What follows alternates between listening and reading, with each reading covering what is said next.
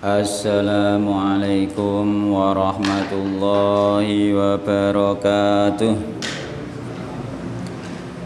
Bismillahirrahmanirrahim.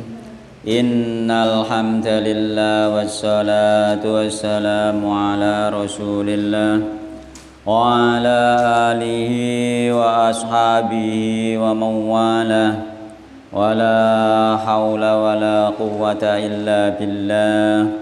Wa man ittaba'a huda ila yaumil qiyamah, amma ba'du, fa inna asdaqal hadithi kitabullah wa khairal huda huda Muhammadin sallallahu alaihi wasallam wa syarrul umuri muhdatsatuha fa inna kulla muhdatsatin bid'ah wa kulla bid'atin dhalalah wa kulla dhalalatin finnar. Ikhwan wa akhwat rahimani wa rahimakumullah, patut kita panjatkan puji syukur kehadirat Allah Subhanahu wa taala yang mana pada siang hari ini kita dipertemukan kembali oleh Allah Subhanahu wa taala di majelis yang mulia ini dalam rangka bermajelis ta'lim, yang mudah-mudahan dengan bermajelis ta'lim ini Allah mudahkan jalan kita menuju surga Allah Subhanahu wa taala, sebagaimana yang Rasulullah sallallahu alaihi wasallam pernah sabdakan, nikmatani maghbunun fi ma katsirun minan nas asyadul farwa. Ada dua nikmat, yang dua nikmat tersebut banyak dilupakan manusia, yaitu nikmat sehat dan waktu luang. Hadirin jamaah majelis taklim Riyadhus Shalihin rahimani wa rahmakumullah. Sekarang ini kita sudah mau memasuki bulan Agustus, yakni menjelang hari kemerdekaan negara kita, Negara Kesatuan Republik Indonesia. Marilah kita mensyukuri kemerdekaan ini dengan benar-benar hakikatnya bersyukur, karena di negeri-negeri yang tidak merdeka, di negeri-negeri yang tidak aman, itu kita sulit untuk mengadakan bermajelis taklim seperti ini, apalagi untuk kehidupan sehari-hari bersama keluarga kita tidak tenang. Mereka yang negerinya tidak merdeka, alhamdulillah kita negeri kita merdeka, kita syukuri. Dengan cara apa kita mensyukuri? Kata para ulama, syukur itu adalah tarkul ma'asi. Bersyukur itu adalah meninggalkan kemaksiatan. Jadi orang-orang yang benar-benar mensyukuri kemerdekaan ini seharusnya mereka itu hanyalah orang-orang yang beriman dan bertakwa kepada Allah Subhanahu wa taala. Karena orang-orang inilah yang meninggalkan kemaksiatan. Jadi merdeka tidak untuk berpesta pora, tidak untuk melakukan suatu kemaksiatan-kemaksiatan, tapi dengan merdeka kita mengadakan bermajelis taklim, kita sholat berjamaah bebas dan lain sebagainya, amalan-amalan ibadah yang tidak terhalang karena kita merdeka. Jangan sampai kita ikut hayalah umum rame yang katanya merayakan kemerdekaan namun dengan perbuatan-perbuatan yang tidak diridhoi oleh Allah Subhanahu wa taala. Banyak kita lihat di lapangan, mereka mengatasnamakan mensyukuri kemerdekaan namun mereka banyak berbuat kemaksiatan. Mereka ada yang dengan bermabuk-mabukan, ada yang dengan pamer aurat, ada yang dengan ikhtilat, sengaja campur baur laki-laki dan perempuan dalam majelis bermaksiat kepada Allah Subhanahu wa taala, yang mereka katakan memperingati yang penting rame, yang penting meriah, yang penting rame. Namun untuk mensyukuri kemerdekaan itu sebenarnya bukan yang penting rame. Yang penting kita jaga kebersihan, kita jaga keharmonisan rumah tangga, kita jaga keharmonisan di dalam bertetangga. Kita syukuri semuanya, gak malah tukaran mbek tanggane. Itu termasuk bagian dari mensyukuri nikmat kemerdekaan. Tambah rukun, tambah beriman kepada Allah Subhanahu wa taala. Jadi gak usah melok-melok sing sekirane ada unsur kemaksiatan di dalam memperingati kemerdekaan. Karena itu bukan bagian dari bersyukur, justru itu bagian dari kufur nikmat. Maka negeri kita ini negeri yang sebenarnya subur dan makmur sebenarnya, tapi pada prakteknya banyak hasil dari negeri ini yang tidak dinafkahkan untuk sesuatu yang dibenarkan di dalam syariat, sehingga negeri yang seharusnya kaya raya ternyata malah banyak hutangnya. Itu karena apa? Karena kita tidak bersyukur sebenarnya. Secara umum masyarakat Indonesia itu belum bersyukur atas kemerdekaan yang diberikan oleh Allah Subhanahu wa taala.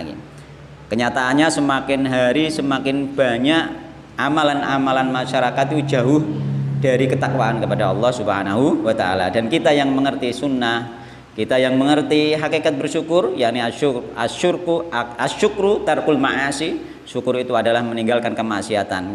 Justru di acara yang akan datang itu lebih banyak kemaksiatannya daripada ketaatannya kepada Allah Subhanahu wa taala. Ini kita harus introspeksi diri dan harus ada yang menyuarakan ya.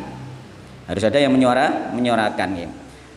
Sebagaimana jangankan memperingati kemerdekaan ya, memperingati hari-hari Islam, hari besar Islam sendiri ya. Misalkan hari raya itu saja berbuat kemaksiatan kok, terutama di desa kita sendiri ya. Pakai ogoh-ogoh itu semarak ya. Mosok memperingati merayakan Idul Fitri pakai ogoh-ogoh. Dan ini tokoh-tokoh para ulama, tokoh-tokoh masyarakat nggak ada yang bersuara, dibiarkan saja, padahal itu perbuatan orang awam yang tidak tahu hukum sebenarnya. Mereka taunya itu merayakan itu yang penting meriah itu. Harusnya mereka itu mendapat kepanduan dari para ulama, mendapat panduan dari tokoh-tokoh masyarakat setempat itu. Kenyataannya nggak ada yang memberi panduan.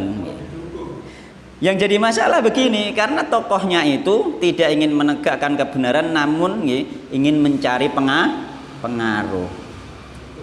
Dia ingin dihormati di masyarakat, sehingga tokoh ini menjadi mengikuti masyarakat, bukan masyarakat yang mengikuti tokoh.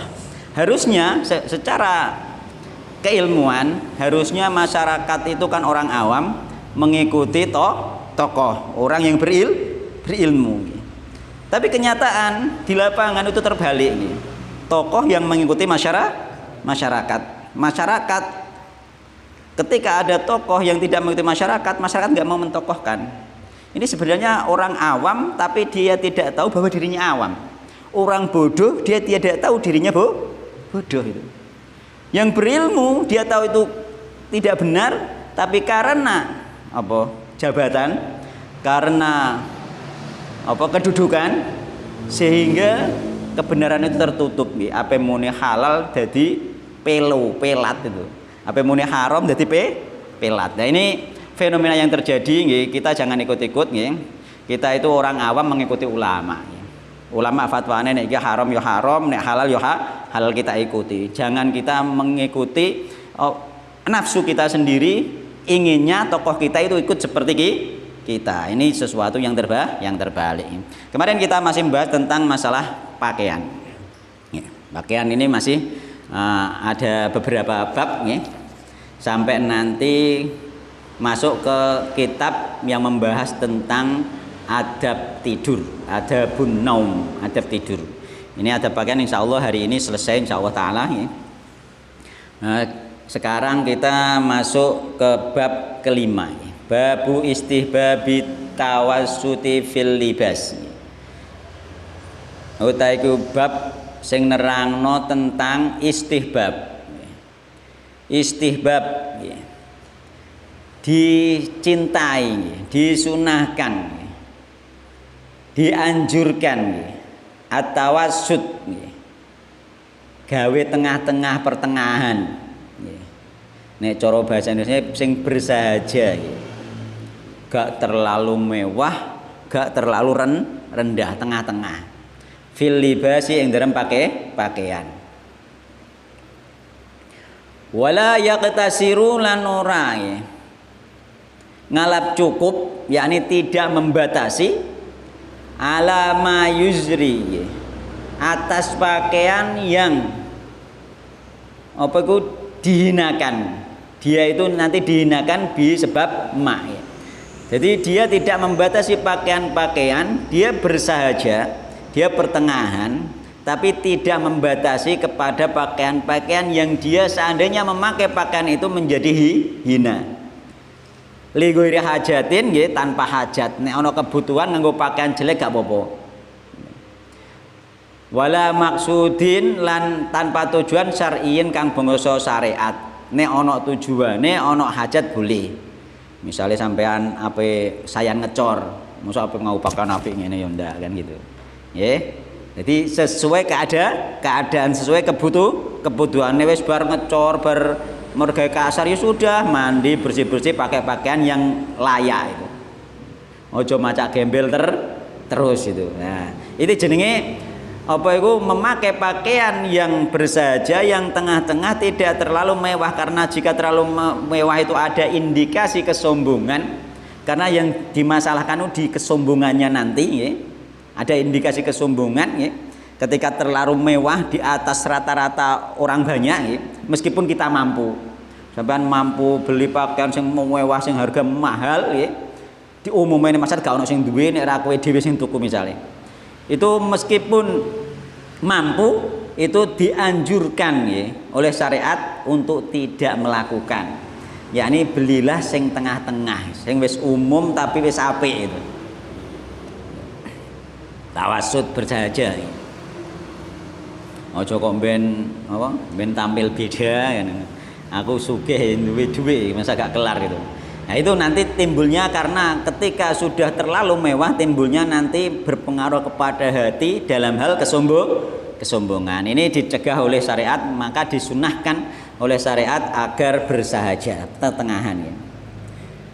Dan tidak boleh pula ya membatasi untuk memakai pakaian-pakaian yang jelek gitu, sehingga dia kelihatan orang hina itu, kaya wong kere, kaya pengemis ya.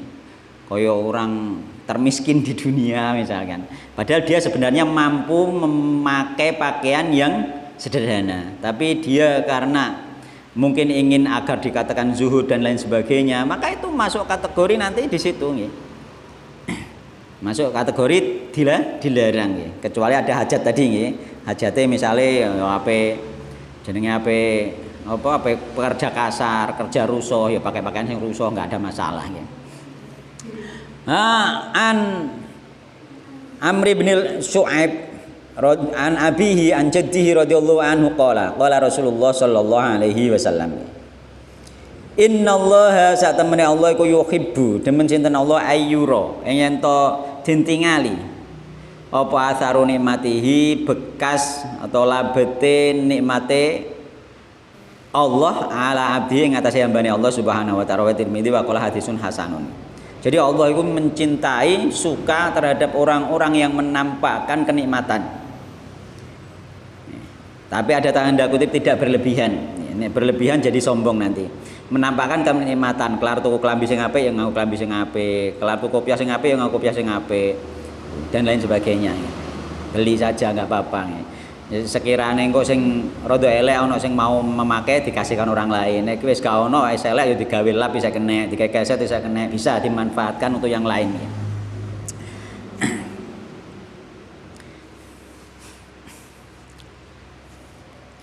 Jadi dalam hadis ini, dalam bab ini, Islam itu mengajak kepada seimbang, pertengahan.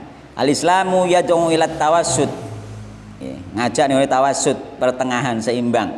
Fil libasi dalam pakaian duna ifratin, asal tidak berlebihan.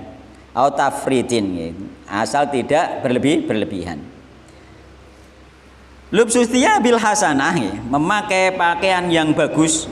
Wan nadifah yang bersih, rapi.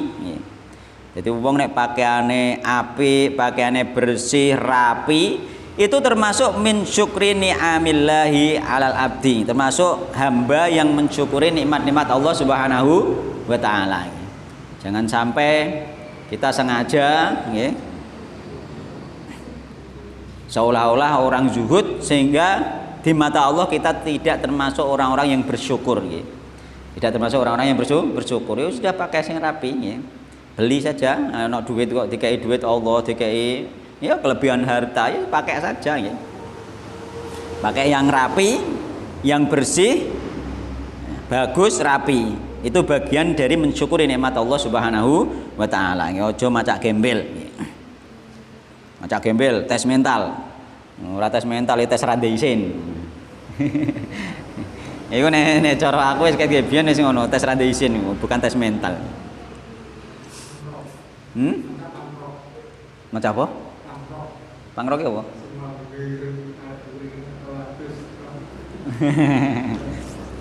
Itu maca setan. Setan itu digambarkan oleh Nabi Muhammad Shallallahu Alaihi Wasallam dengan rambut yang awul-awulan, gak pernah disuri, gembel. Itu gambaran setan.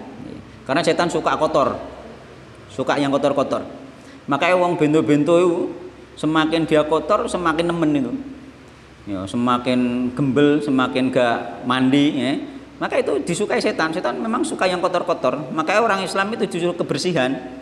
Mana wong itu lho nek gak sholat, iku wis ketara kumus-kumus gak iso resik. Wong nek sholat itu anggota wudu minimal 5 kali dibasuh. Coba wong gak sholat, sore rong karuan raup. Gitu. Nggih. Wis rong karuan raup.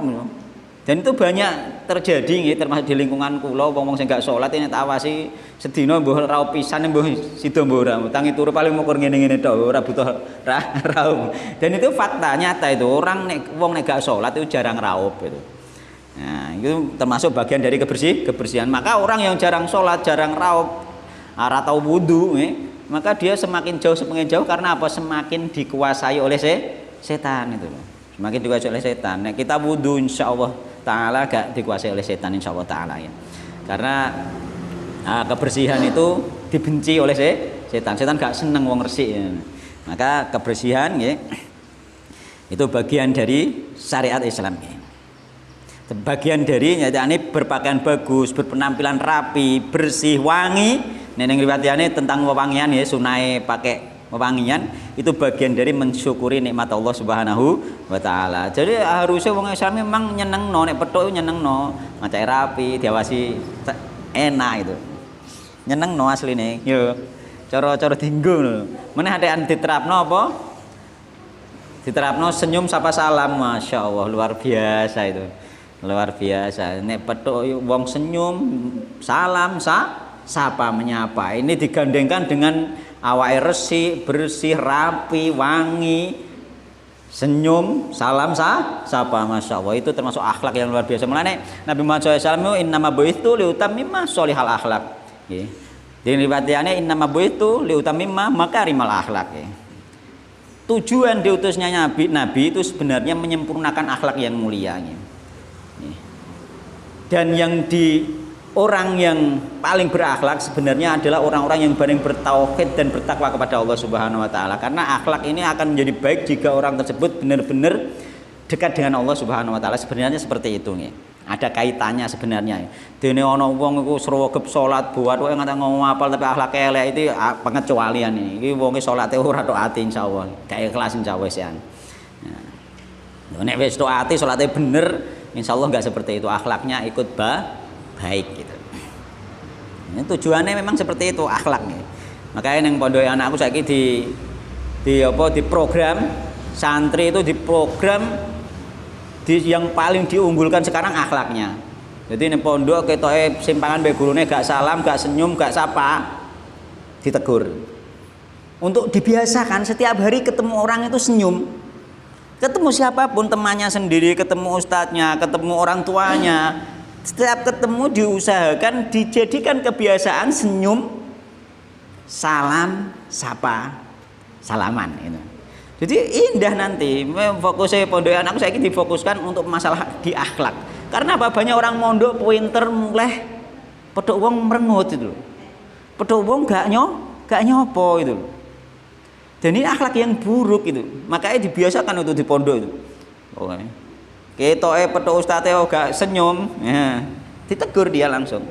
Pokoknya ketemu siapapun dianjurkan untuk senyum, sapa, senyum, salam, sapa, salaman bila perlu. Gitu. Nah, ini akhlak yang luar biasa. Kita biasakan ya minimal itu ketemu dari jauhan sudah senyum itu. Minimal orang itu seneng gitu. Ojo cemberut ae itu.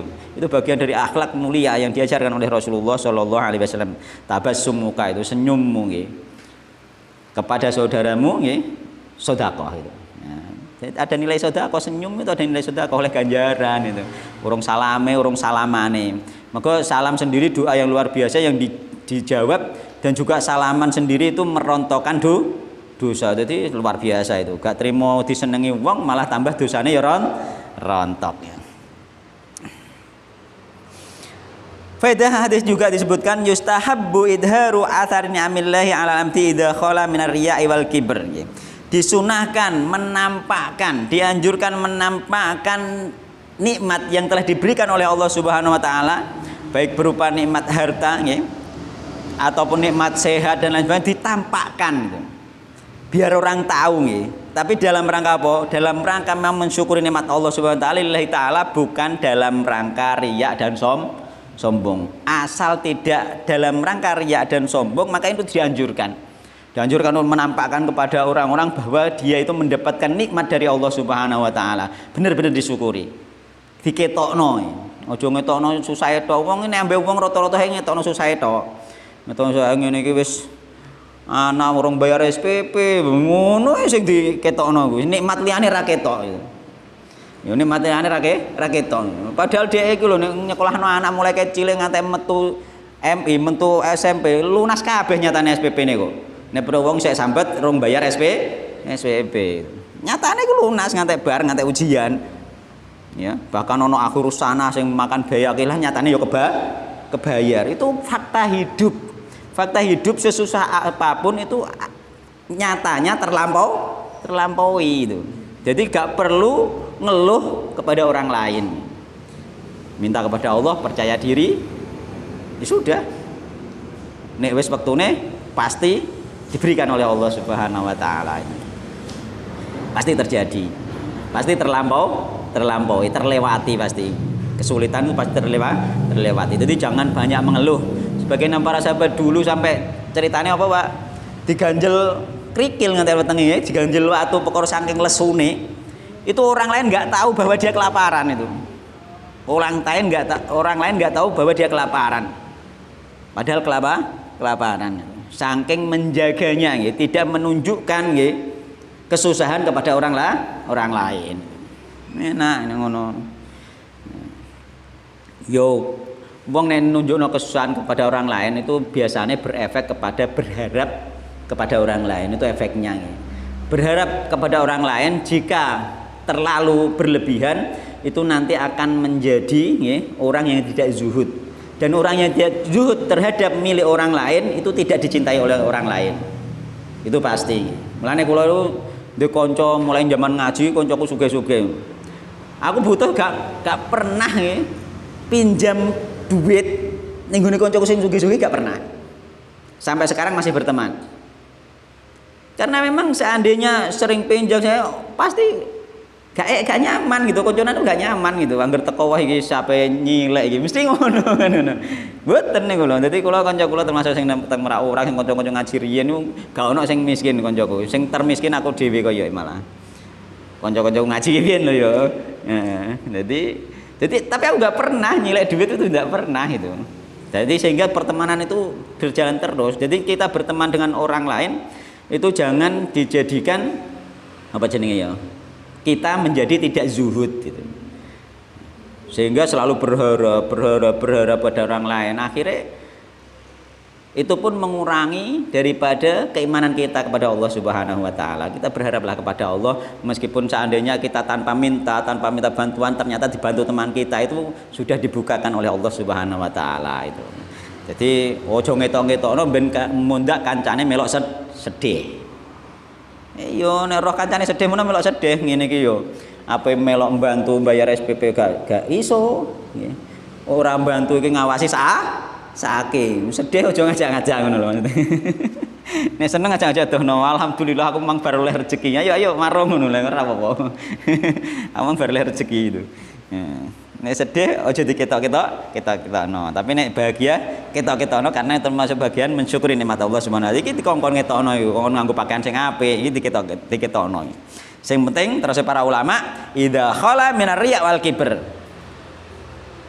asal tidak ada riya, pamer, wal kibr, sombong. Faedah dari bab ini juga la yustahabbu, tidak disunahkan lubsu thiyabi, memakai pakaian ar-radiati, yang lusuh, yang buruk, yang jelek, tidak disunahkan. Allati tujdi bi sahibiha, yang pakaian tadi merendahkan orang yang memakainya. Illa li ghuradin syar'iyyin, kecuali ada kebutuhan syar'i, kata tawadhu'il masyru', seperti tawadhu yang disyariatkan, habis zuhdi atau zuhud as-sahih yang benar, atau ada keadaan-keadaan tertentu yang membutuhkan pakaian jelek. Bab selanjutnya babu tahrimil libasi hariri ala rijal. Bab mertelai tentang harame memakai sutra ala rijali ing ngatasé wong lanang. Wa tahrimi julusihim, lan harame lungguh di atas sutra, alaihi ngatasé sutra. Wastina dihim, lan slendenan ilaihi maring sutra. Wa jawazi libasihi lin nisa'i, dan bolehnya nganggo sutra mau kanggo wong wedok. Nek wong wedok oleh, nek wong lanang haram pakai sutra. Jadi wong lanang pakai sutra itu haram. Mulane aja apik-apikan sarung sutra apa ngono, regane ngantek sarung siji 500.000 ngono. Sarung sutra. Justru itu sarung sutra nggih. Aja dienggo, iku kanggo wong wedok, nek dienggo wedok gak apa-apa tuh, sarung sutra harga mahal gak apa-apa nggo wong wedok nggo bojone. Tapi aja nggo sampean wong lanang ndak boleh pakai sutra. Karena apa? Karena sutra itu adalah pakaian kesombongan, pakaian kesombongan, maka tidak boleh. Jadi alasan paling utama itu sebenarnya dulu itu bagian dari kesombongan itu laki-laki pakai sutra pada zaman dulu. Jadi banyak kesombongan zaman dulu, kesombongan diantara ciri kesombongan dulu, pakaian isbal itu bagian dari kesombongan. Terusan pakai sutra bagian dari kesombongan, pakai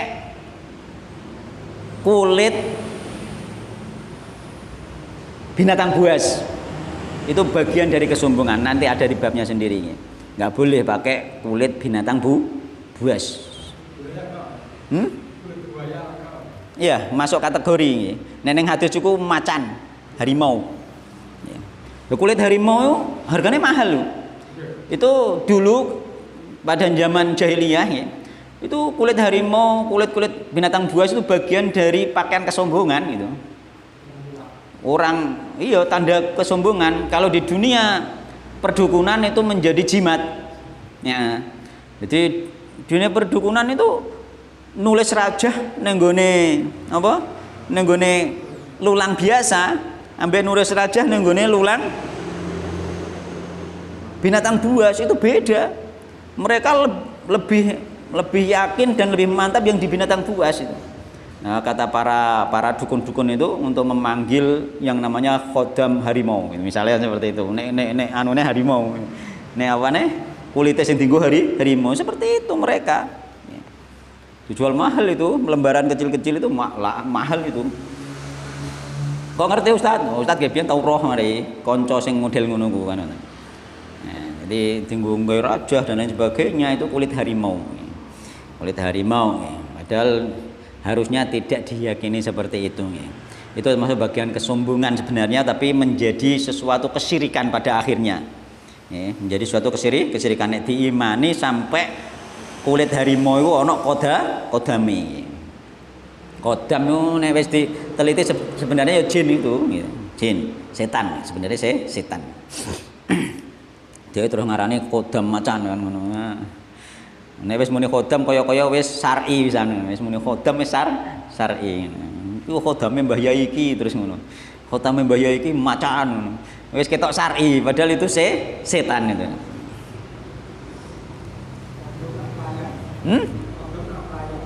Iya, pelayan pembantu. Jadi membantu, yang melayani. Diperintah-perintah dikono apa-apa gelem. Kon jaga omah dan lain sebagainya itu. Dan itu setan. Jadi haram memakai sutra kanggo wong lanang Nek kanggo wong wedok oleh kudung sutra, baju sutra, nggih, sarung sutra, nggih, silahkan nggih wong wedok.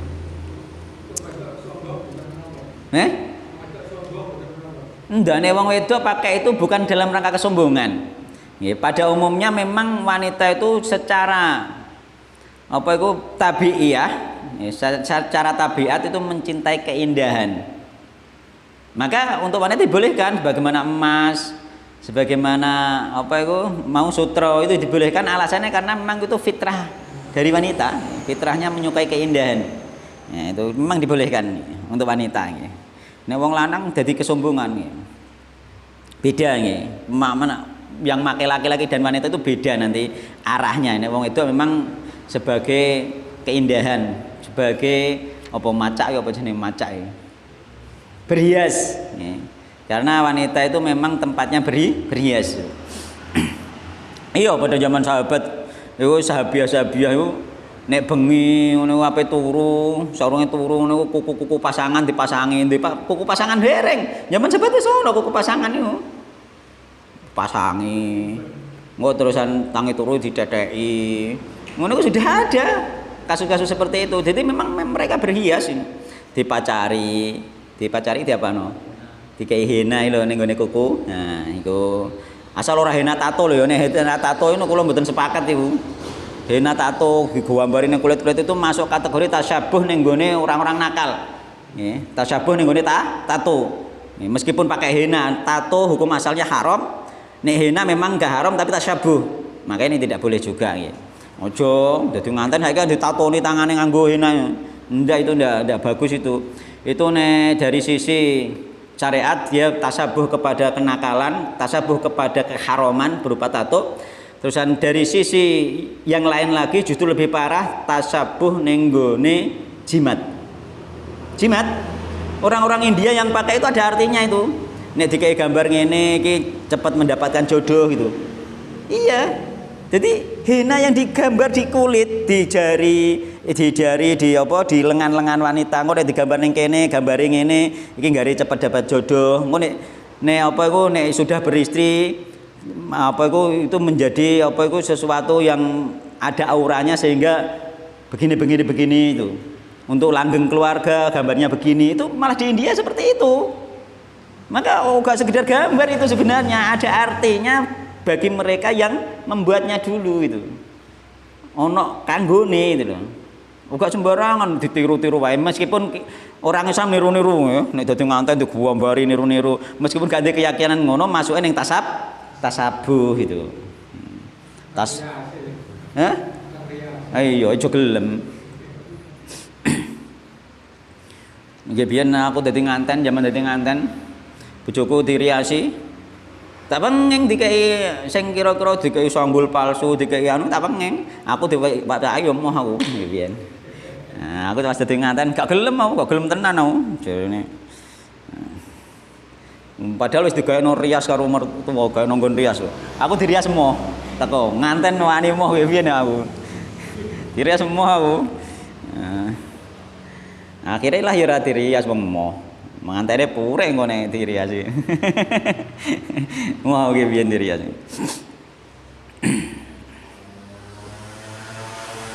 Maka zaman dadi nganten aku wis rada ngerti gitu. Meskipun aku urung tenanan aku belajar tenanan wis duwe anak itu ngene aku belajar sunah tenanan. Tapi aku wis ngerti saurunge saurunge rumah tangga aku wis ngerti tentang sunah cuma urung mendalam gitu. Ngerti nek ngene gak oleh ngerti gitu. Belajarku tenanan justru wis rumah tangga aku. Belajar mbajak ning ngene ustaz itu sudah rumah tangga itu. Jadi mengalami perjalanan yang jauh itu.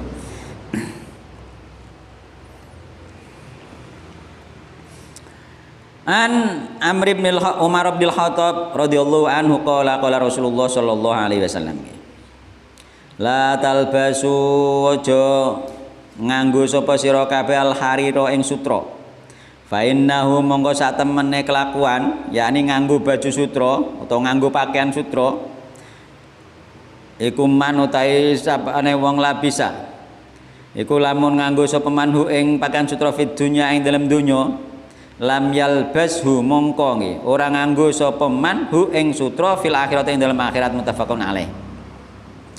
Jadi pakaian sutra nggih kata Nabi janganlah kalian nggih kaum laki-laki memakai sutra nggih. Karena sesungguhnya barang siapa yang memakai pakaian sutra di dunia maka dia tidak akan memakai pakaian sutra di akhirat nggih. Karena pakaian sutra itu disediakan nanti di surga nggih untuk orang-orang yang beriman, bertakwa kepada Allah Subhanahu wa taala dan orang-orang yang tidak memakainya ketika di dunia. Nek nganggo sampeyan gak dikei. Iya, karena enggak murtad. Jadi itu bagian dari apa? Perbuatan dosa nggih. Nek mlebu swarga tetap karena orang yang beriman, asal isek beriman tetap masuk surga meskipun berbuat dosa nggih. Nganggo emas lah ya tetap tapi ada siksaannya, misalkan pakai emas ada siksaannya tersendiri. Nih masuk surga itu yang penting beriman itu, yang penting apa itu gak musyrik, gak syirik akbar itu. Yang penting itu pasti masuk surga meskipun ada yang melewati, ada yang tidaknya. Jadi nanti masuk surga itu ada yang melewati apa? Ada yang melewati disiksa, ada yang tidak ya. Dan bahkan itu banyak yang tidak ya, yang disiksa itu sedikit sekali ya. Setelah semuanya mendapatkan syafaat itu ya. Syafaat dan nanti yang terakhir itu syafaat dari Allah Subhanahu wa taala ya. Jadi syafaat dari Allah itu nanti yang terbesar itu ada riwayat hadisnya tersendiri, syafaat terbesar itu dari Allah Subhanahu wa taala. Setelah Rasulullah memberi syafaat ya, semuanya dihentikan, ada syafaat lagi yakni Allah mengentaskan semua orang yang beriman ya, yang masih ada imannya meskipun sebiji sawi semuanya diangkat dari neraka dimasukkan surga oleh Allah Subhanahu wa taala. Syafaat terbesar yakni syafaat Allah Subhanahu wa taala ya. Syafaatul ummah syafaat terbesar di antara makhluk syafaat Nabi, tapi setelah itu ada syafaat tersendiri yakni syafaat Allah Subhanahu wa taala ya. Itu di bab para ulama menerangkan tentang masalah syafaat. Makanya kita berdoa minta syafaat kepada Allah. Nanti Allah melewatkan pertolongan untuk kita, dilewatkan kepada teman kita, dilewatkan kepada keluarga kita yang soleh, dilewatkan mungkin ustadz kita yang soleh, dilewatkan nabi, ya. Dilewatkan orang tua dilewatkan anaknya, itu terserah Allah Subhanahu wa taala nanti. Ya. Dan itu yang terakhir gak dilewatkan siapa-siapa langsung Allah langsung gitu. Nah itu diantara apa itu runtutan-runtutan tentang syafaat nanti. Maka berteman dengan orang soleh itu juga perlu. Bisa jadi orang teman-teman kita itu nanti menolong kita ya, karena semua orang tidak luput dari kesalahan, semua orang tidak luput dari dosa ya. Dan kita tidak tahu di akhir hidup kita apakah diakhiri dosa atau tidak ya. Karena hati seseorang itu berada di jari-jari Allah Subhanahu wa taala, bisa dibolak-balik nih hati itu nih. Mulanya doanya ya muqallibal qulub tsabit qalbi ala dinik. Itu doa itu dipakai karena hati itu dibolak-balik. Sekarang sampean mungkin ketoke kuwenteng, ketoke semangat ibadah tenanan. Sampean jangan lengah ya. Tetap berdoa terus kepada Allah karena bisa berubah.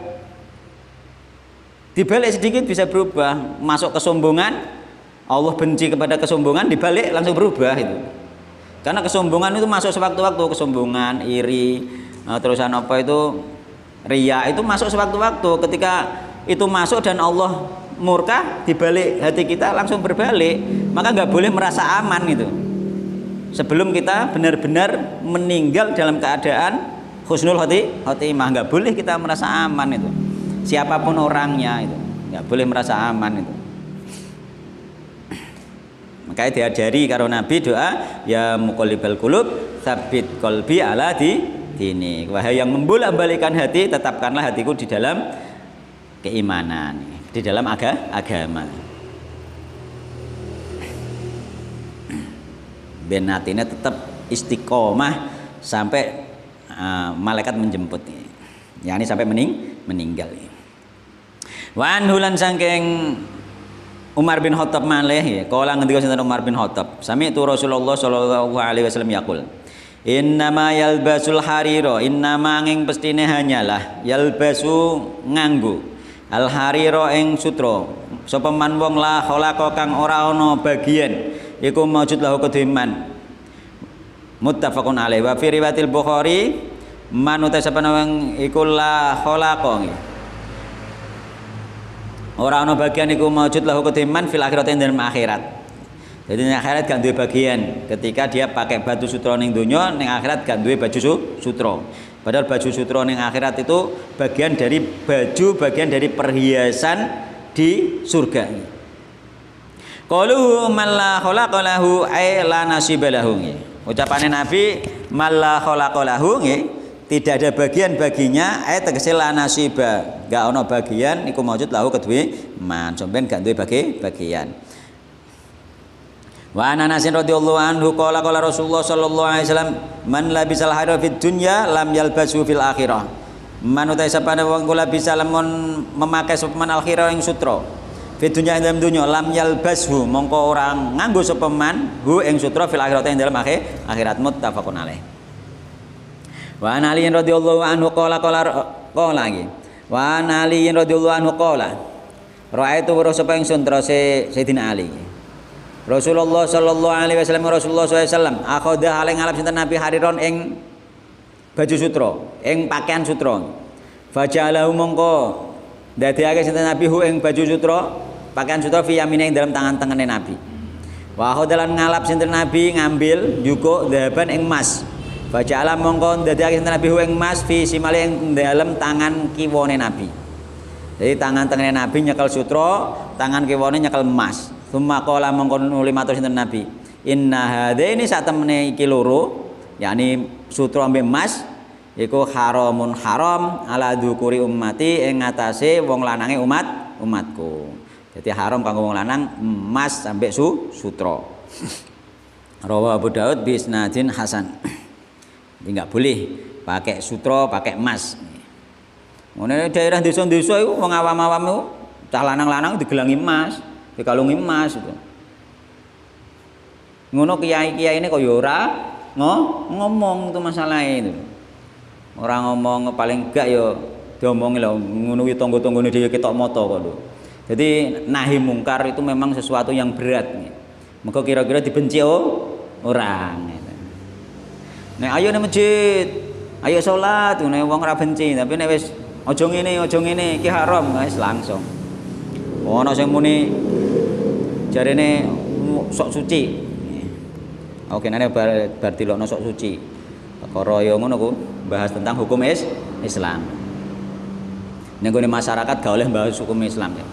Jadi masyarakat wong awam gum wayahe. Wayahe terus soapan. Mung mulai zaman Sunan Kalijaga urung wayahe. Sunan Kalijaga sehingga mengikuti adat di Samarno ya kan. Jare Sunan Kalijaga sampeyan dina nggurine wis wayah ana sing dandani. Sok wayah sok apan saiki dandani sik ora oleh itu. Wayahe terus apan ngono.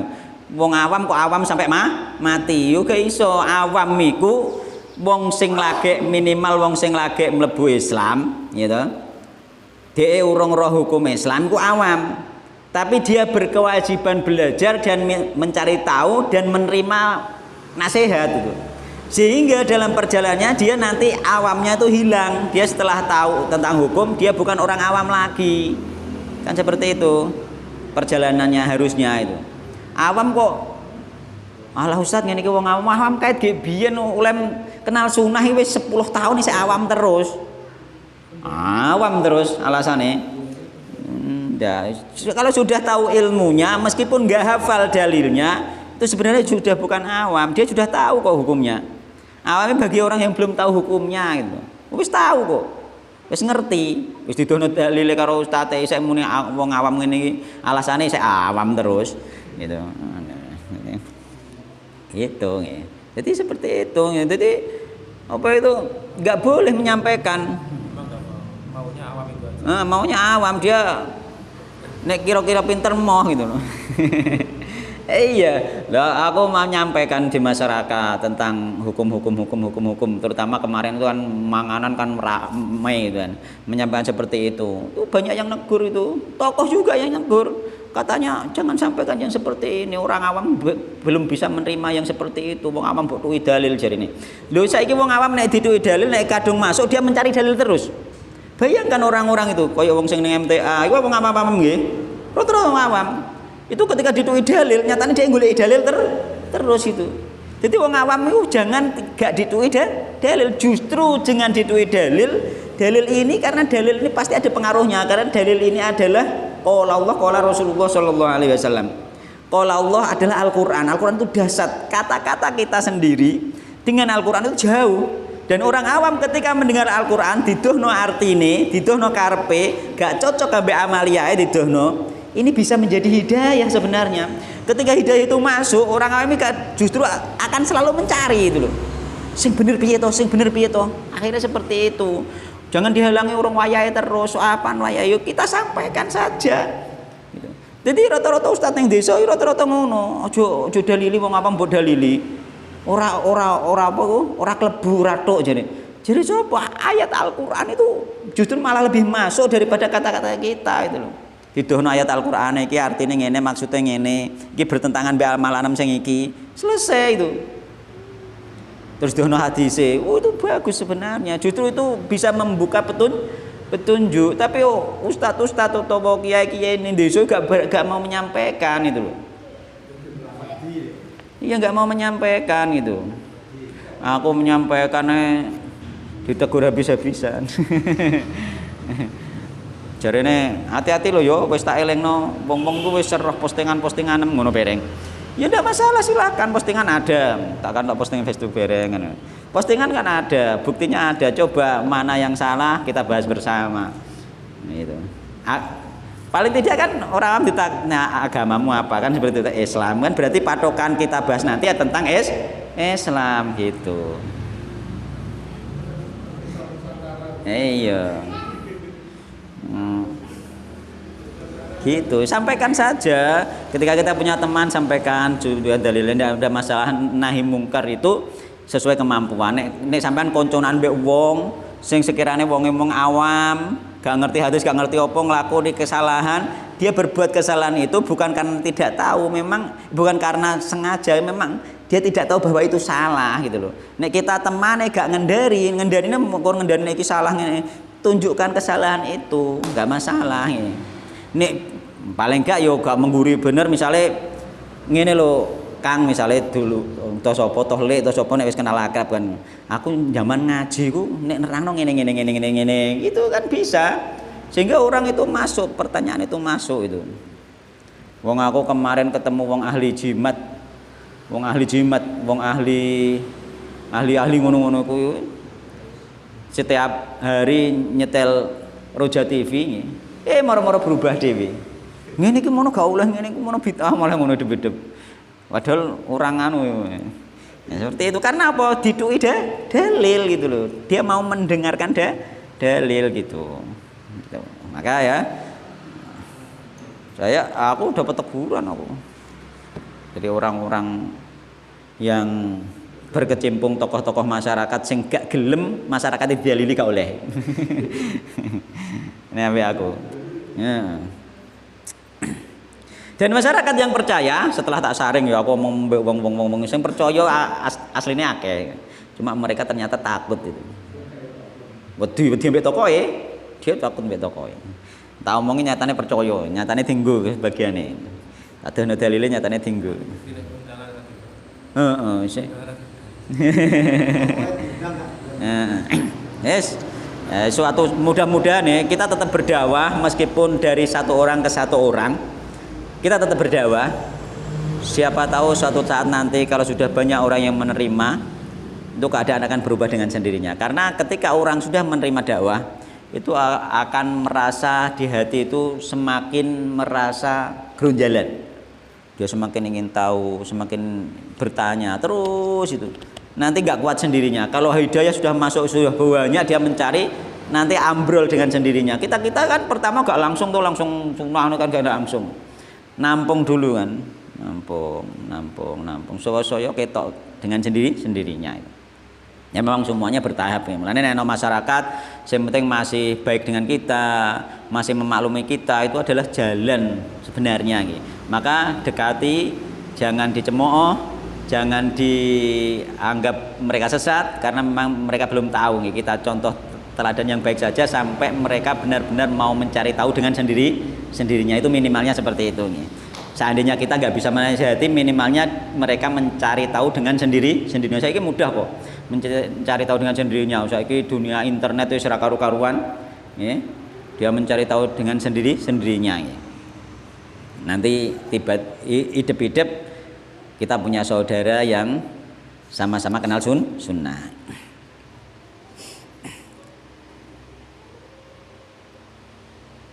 Wong ustate sing nganggo sarung sutra kok. Masalah meneh. Wa Nabi Musa al-Asy'ari radhiyallahu anhu anna Rasulullah sallallahu alaihi wasallam qala hurrima libasul hariri wadzabi ala dzukuri ummati. Hurrima den haramake apa libasul hariri pakaian sutra wadzabi lan emas ala dzukuri umat ing atase wong lanang umatku. Terus Nabi wa ukhil li inathim lan den halalake nggih apa emas mbekan sutra mau li inathim maring wong wedoke umat ingsun. Terus Nabi rawat Tirmidzi wa qala hadisun hasanun shahihun. Wa an Hudzaifah radhiyallahu anhu qala nahana Nabi sallallahu alaihi wasallam an nasroba. Nahana nyegana kita sinten Nabi sallallahu alaihi wasallam an nasroba yen to ngombe sapa kita fi aniyati dzabi ing dalem adah emas wal fiddati lan perak. Wa anna kulalan nyegah yen to mangan sapa kita fiha ing dalem emas lan perak. Wa an lubzil hariri lan nyegah saking pakan sutra wadibaji ya sutra nggih, yakni sutra alus be sutra kasar. Sutra kadil. Wa an najlis lan lungguh sapa ingsun alaihi ing atase pakan sutra wa Bukhari nggih. Nek untuk makan dan minum, tempat makan minum iku haram kanggo lanang wong wedok, mbek wong lanang haram kabeh nggih. Tapi nek untuk dipakai wong wedok boleh. Nggih, misalnya pakai anting-anting. Nggih, pakai iku anting-anting itu bagian dari perhiasan nggih. Iku sejarahnya ning gone tafsir-tafsir anting-anting itu mulai zaman Siti Hajar mbek sinten niku? Nggih, Siti Hajar mbekan Sarah ya. Karena cemburu nggih. Akhirnya dilukai Nabi Ibrahim nunglukai ini di telinga terus dikai malah tambah cantik tambah cemburu wae istri sijine ngono. Jadi memang wong bojo luwih kok siji iki kecemburuan sudah ada sejak zaman nabi-nabi nggih. Nah, makanya nek gak mampu bener ora usah nggih. Iya, cemburu lho istri-istri Nabi saling cemburu ya biasa kok. Makanya nek jare Ustaz Syafiq jarene nek ape wayuh iku berarti mengundang apa jenenge badai ke rumah nek gak siap kena badai ora usah itu mengundang badai.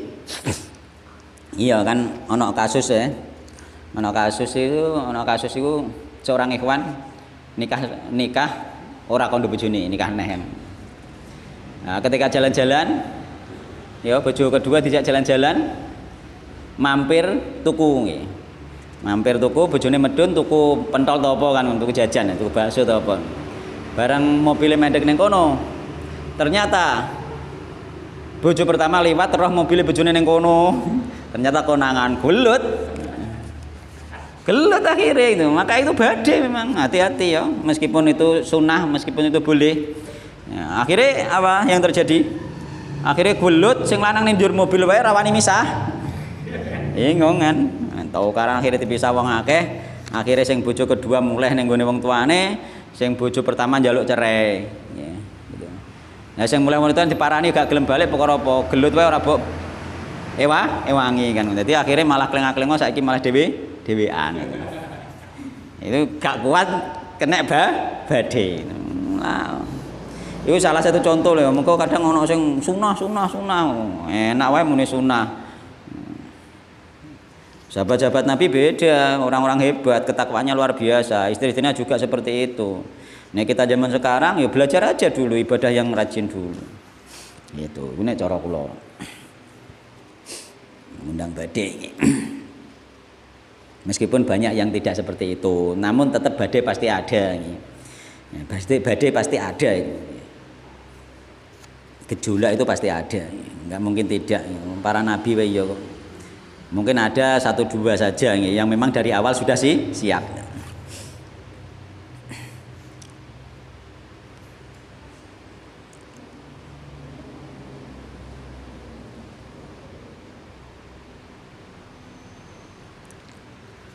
Jam piro isan? Oh, wis sampai ber waktune. Mohon faedah dibaca besok saja nggih. Tak lanjutnya saiki. Babu jawaju lubsil hariri liman bihi hikatun nggih. Bab bolehnya memakai sutra liman bagi wong bihi iku deman hikatun utawi loro gudi kene cara kene nggih.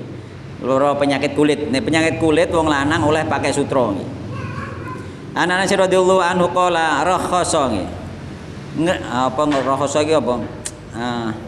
Memberi keringanan sinten Rasulullah SAW li Zubairi maring Zubair wa Abdurrahman bin Auf radhiyallahu anhuma fi lubsil hariri yang dalam memakai sutra lihikati krana lara bihima kelawan karone muttafaqun alaih. Jadi pada zaman Nabi memberi keringanan pada Zubair bin Abdurrahman bin Auf. Di dalam riwayat yang lainnya juga kepada Abu Bakar. Mereka boleh pakai sutra ketika sakit. Jadi memang ada keistimewaan kain sutra untuk orang yang sakit. Sakit kulit. Sakit kulit. Semacam gudiken. Hah? Kenapa? Ya iso ae to. Oh, kok penyakit itu tidak melihat apakah dia orang kaya terus kebersihannya terjaga, makanan enggak seperti itu.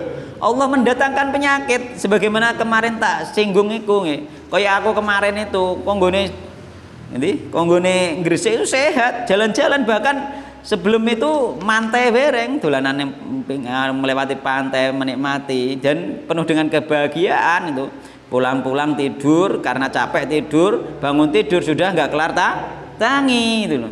Ya Allah memang mendatangkan sakit dan datangnya sakit itu bisa jadi karena kita meremehkan kebersihan, ya, bisa jadi kita kurang istirahat memang, dan bisa jadi kita sudah kebersihan, istirahat, makan cukup, jaga kesehatan, tapi karena kita tidak menjaga pandangan, kita tidak menjaga perbuatan dosa di hadapan Allah, maka sesehat apapun kita menjaganya, Allah mendatangkan itu bisa itu. Dalam rangka apa? Menghapus dosa-dosa yang kita perbuat itu loh. Jadi ada kemungkinan orang sakit itu karena tidak jaga kebersihan, tidak jaga kesehatan, ya, kurang makan dan lain sebagainya. Ada kemungkinan dia sudah menjaga semuanya, tapi dia tidak menjaga hubungannya dia kepada Allah Subhanahu wa Ta'ala gitu.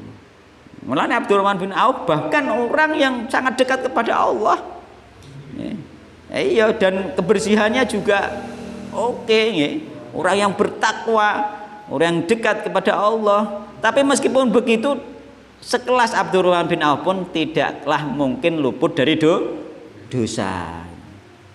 Sing maksum hanya Rasulullah Shallallahu Alaihi Wasallam, itu diantara bukti. Abdurrahman bin Auf gudikan itu. Sing gudiken niku biasane iku ning gone pondok, sing pondoke iku mang kakean bocah nggih, sehingga kok kotor kan seperti itu. Iya. Memang ning pondok-pondok sing rapi, sing bocah saiki memang jarang ono sing jenenge gudiken itu jarang. Dan itu bisa terjadi. Akhirnya boleh pakai sutra. Berarti sutra ini mungkin meringankan gatal atau apa, wallahu taala alam ya. Sutra itu sing sutra asli ya, sing sutra asli terbuat dari ulat sutra itu. Nah itu. Nah, terbuat dari ulat sutra. Karena kan ada sutra asli, ada sutra buatan sekarang itu ya. Nah, nek cara kula nek sutra asli memang haram secara zat, tidak boleh untuk laki-laki ya. Karena ada unsur sombongnya mungkin. Nek sutra buatan masuk kategori tasabuh, menyerupai sesuatu yang diharamkan oleh Allah Subhanahu wa Ta'ala. Ya, dua-duanya untuk laki-laki meskipun itu dikatakan buatan, yang paling terbaik, yang paling aman ya, adalah menghindari. Wallahu taala alam. Semoga kajian ini barokah, bermanfaat ya. Menambahkan wawasan ilmu kita, nggih, menambahkan semangat kita di dalam berdakwah. Jangan lupa, nggih, man ra'a minkum mungkaron falyughayyirhu bi yadihi, fa illam yastati fa bilisani, fa illam yastati fa biqalbi, wa dzalika adalful iman. Jadi barang siapa melihat kemungkaran maka hendaknya dia merubah dengan tangannya atau kekuasaannya. Kekuasaan dalam arti ketika kita dalam keluarga, anak kita, istri kita termasuk di bawah kekuasaan kita boleh menanganinya gitu. Langsung mencegah gitu. Nah, terusan kalau kita tidak mampu maka dengan ucapan. Gak iso mencegah dengan tangan maka dengan ucapan. dikasih nasihat. Kalau kita tidak mampu dengan ucapan, mungkin dicibir orang dan kita tidak berpengaruh, maka dengan hati. Dengan hati ini kita benci dengan kemaksiatan tersebut, benci dengan kemungkaran tersebut. Kemudian kita berdoa kepada Allah Subhanahu wa taala agar kemungkaran tersebut dihilangkan oleh Allah Subhanahu wa taala. Subhanakallahumma bihamdika asyhadu an la ilaha illa anta astaghfiruka wa atubu ilaik. Wassalamualaikum warahmatullahi wabarakatuh.